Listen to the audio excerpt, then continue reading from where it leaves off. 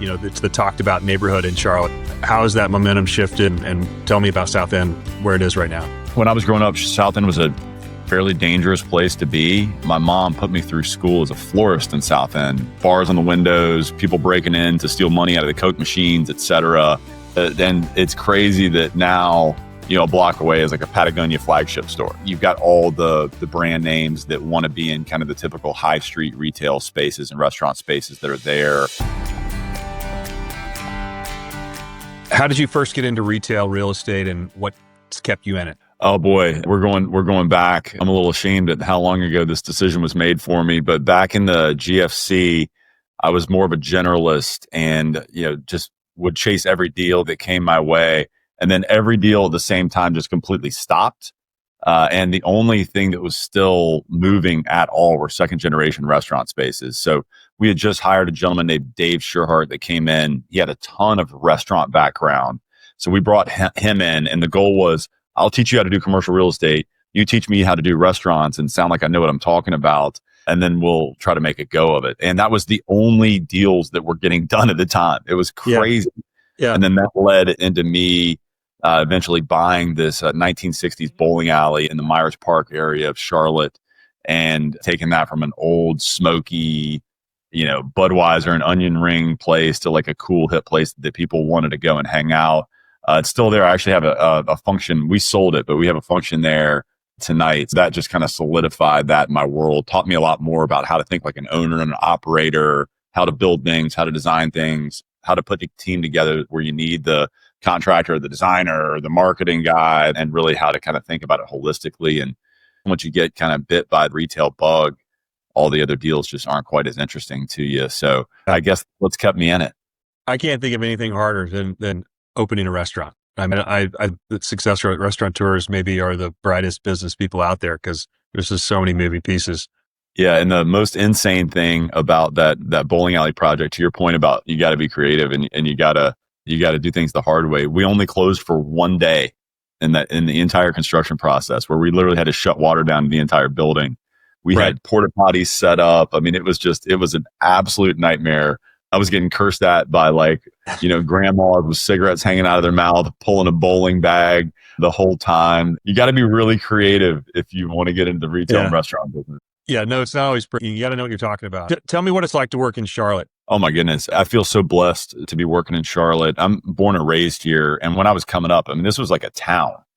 And now the fact that it's mentioned in the same breath with Austin and Nashville and all these other cities around the US that people are migrating towards is just really exciting. Obviously, the banks kind of fueled the rapid growth of Charlotte, but now it's so much more than that. They just made the announcement that Volkswagen is backing this new car group called Scout.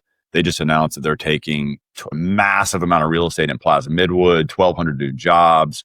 So it's just an exciting place to be doing business. Makes me feel a lot kind of smarter and more effective than I really am. We're lucky to be doing business in Charlotte. It's a place that people want to be, and it's still a young enough market where people make a big splash when they announce, right? If you open a new restaurant in Chicago or New York or Dallas or Houston, one of the huge markets, there's how much of a news story is it going to be? But if you can do that in Charlotte, where it already has the wealth, it has the population, and you come and open in Charlotte, it's going to make a splash. So it's a great place to be doing real estate. So all of that momentum, obviously has had a big impact on South End. It's the talked about neighborhood in Charlotte. So, how has that momentum shifted? And tell me about South End, where it is right now. When I was growing up, South End was a fairly dangerous place to be. My mom put me through school as a florist in South End, and, bars on the windows, people breaking in to steal money out of the Coke machines, etc. And it's crazy that now, a block away is like a Patagonia flagship store. You know what I mean? It's very interesting, but the city leaders were smart. They ran the light rail dead through the center of South End. It kind of acts like a spine in the middle of South End. Density just kind of grows up on either side. It's been really exciting. You've got all the brand names that want to be in the typical high street retail spaces and restaurant spaces that are there. And I think South End has been the cool kid of the dance for quite a while now. It's interesting now, it's starting to flow into lower South End. There's little spurs off of South End in a lot of different directions that are now seeing a lot of momentum. South End was our first true walkable neighborhood where technically you didn't even need a car. That was important for a place like Charlotte, which is a historic southern city. You get in a car to go to the corner store kind of place. South End was our first real city. And the joke is, if you're 25 to 35 and you're moving to Charlotte, people don't ask you like, what part of Charlotte are you moving to? It's like, what part of South End are you moving to? It's really become that kind of catalyzing neighborhood. So how have rents, kept up with all the growth? What's happened? It's been a little bit of a hockey stick in the last few years. I think that has stabilized now, but there for a while. You got to think, when we first started doing South End deals, we were still doing deals in the 20s, and that is a distant memory now. A lot more deals getting done in the 50s and 60s now in South End. So it has been a rapid rise in rent, which comes with its challenges, right? You got a lot of the local groups that are feeling ostracized, like they're getting pushed to some of these new areas that I talked about that are kind of growing around South End. So it's definitely bittersweet, but the rents have enabled these large developers to come in and take pretty aggressive swings at the plate and get some really exciting projects done. As far as Charlotte goes, or really, South End, are there any blind spots that brands, outside brands or landlords get wrong when they look at Charlotte? I think that Charlotte is more than South End, right? I mean, there's a lot of really, really interesting neighborhoods that, because South End has been so hot for so long, I feel like it'll get overlooked. I'm 45 now, and my wife and I, we need a reason to go to South End, right? Like last night we had date night, and going into the middle of South End was not our first thought, right? Yeah. I think just because South End is red hot, I mean, you have so many other interesting neighborhoods in and around Charlotte, like the Plaza Midwood, NoDa, South Park, Dilworth, and even further out. I think the story of Charlotte over the next 5 years is really going to be a story kind of like Atlanta 15 years ago, where the suburbs really rise. Right? People are getting priced out of urban Charlotte, both from a residential and a commercial retail standpoint. And I think you're going to see some just unbelievable growth in kind of quality of developments and quality of tenants that start hitting the suburbs. Tell us about another project you're leasing right now. So a couple really fun ones. 110 East is a great project right in the heart of South End. I mean, Main, Steen and Stiles did an incredible job. Class A office that the team from Trinity is just absolutely crushing from an office perspective. We were able to get Iberian Pig to take the kind of pin corner restaurant retail spot at the bottom, which was really exciting. We've been excited about them coming to the market for a while now. And now we've got an adaptive reuse building. It's about 11,000 square feet, incredible location, great car count, that we're making some really good progress. I'm going to make some announcements on. A project that has us really excited, that is just out of that kind of main part of South End. That's the next area that's really popping. It's called Midblock. We've got 3 adaptive reuse buildings there and a 4th right next to it about to come online. We can do spaces as small as 4,000 square feet, but we can get up to 25,000 contiguous square feet. Really, really cool urban development group called Six Summit is running point on that development. And we're actually doing it with the Foundry office team as well. So I think that's a project that's going to come together really quickly. We have a lot of urban listings right now, and for whatever reason, that one is getting a lot of eyeballs. So we're really excited about bringing that one to the market. What kind of brands are responding well? A lot of restaurant, retail, creative office has been really hot there. But I mean, services, there's so many apartments that are within 100 yards of that. I mean, it is just nestled right in the middle of just resi towers in every direction. And a lot of those people don't want to have to get into a car and go to the other side of South End. I think they want to just walk to have all of their kind of daily needs met. So we're seeing a lot of that. You use video and social, more than most brokers. And, why do you invest the time there? Do you see that as part of your deal flow strategy? Yeah, I really do. And I think part of it was going back to that original story of me trying to find my footing as a broker that hadn't really made any money yet, and then got hit with like a black swan event. I was really, really hungry. I've always worked for myself. I've always worked for a really small shop. I've never done the CB or the Cushman or the JLL thing. So I've always kind of looked in the mirror and tried to figure out how to get that message out because I don't have a big platform behind me. So, I mean, I started a blog back when that was something you did. It's called Restaurant Traffic, and it kind of became the go-to spot for like the news and what's going on in restaurants back before Yelp and Eater. I know I'm dating myself, but it is what it is. I saw really good success from that and have always looked at that as a differentiator, especially because what I do is so niche. I want to be looked at as kind of an authority figure in that small niche that I operate in, and getting the message out there and sharing knowledge with people, and frankly, just trying to give a lot of insight.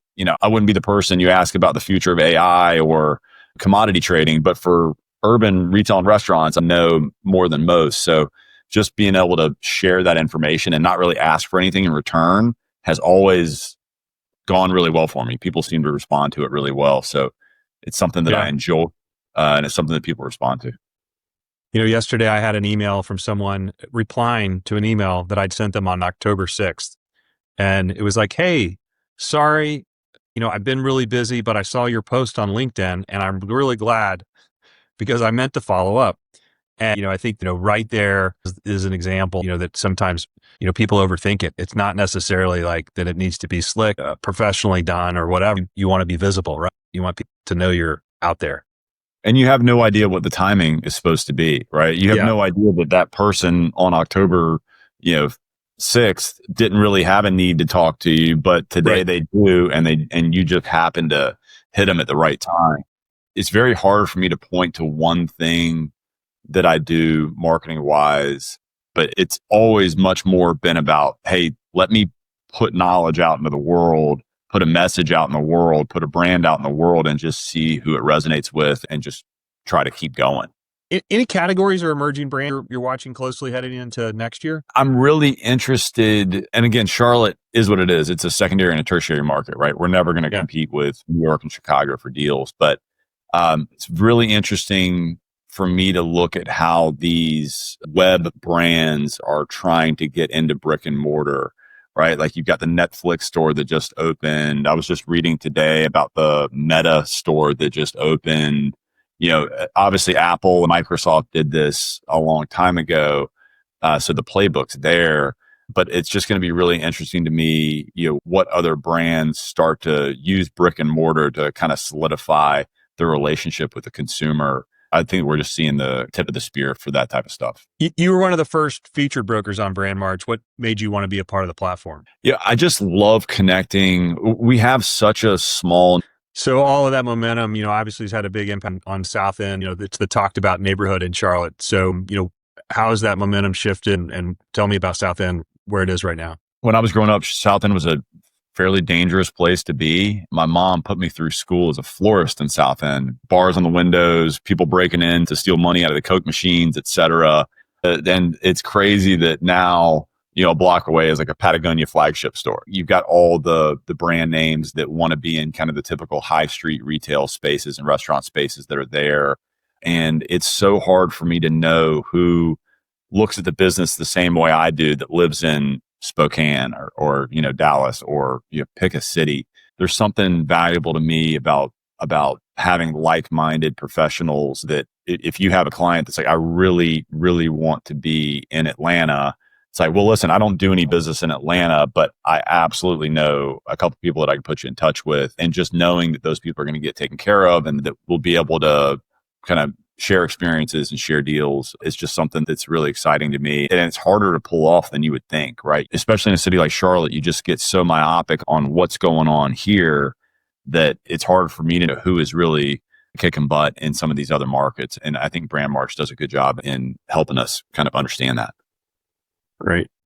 Adam, anything else you want to talk about? I'm just thrilled to be able to kind of connect with the group. I think that retail in Charlotte is super exciting and love hearing the same kind of enthusiasm and deal making from all these other markets that are so dynamic, right? Whether it's an older market that's already kind of been there, done that, and seen this giant spike, or whether it's kind of like I keep hearing that, I've got to get out to Chattanooga because it's just blowing up, right? I just love hearing about all these cool high street experiences that are happening because I think it's super important for a city and for a culture.